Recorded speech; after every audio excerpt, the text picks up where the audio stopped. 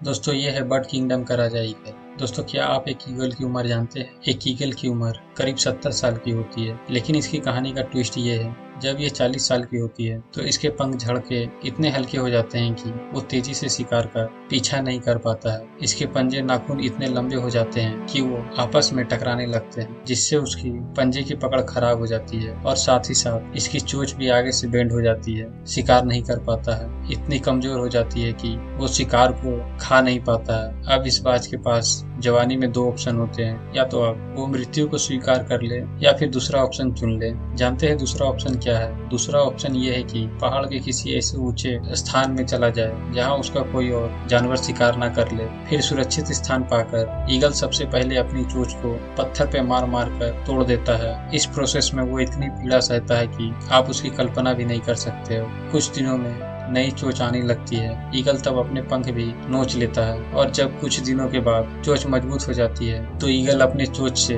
पंजे के नाखून भी उखाड़ देता है। कुछ दिनों में फिर पंख और नाखून नए आ जाते हैं। इस पूरे प्रोसेस में 3 से 6 महीने का समय लगता है, लेकिन इन 3 महीनों के अंदर ईगल का शरीर फिर से नया हो जाता है और वो ईगल 30 साल शान से जीता है। लेकिन इन 3 महीनों में ईगल बहुत ही दर्द में जीता है। अगर ईगल इतना दर्द सहन करने की शक्ति नहीं रखेगा तो जवानी में ही खत्म हो जाएगा।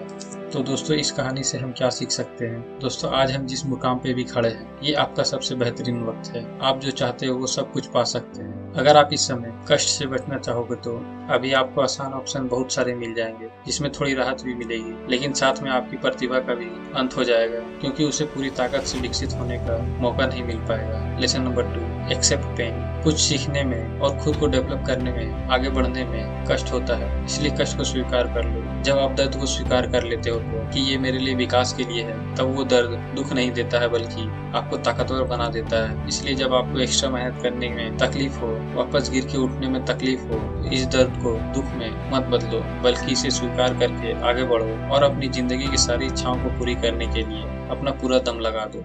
धन्यवाद।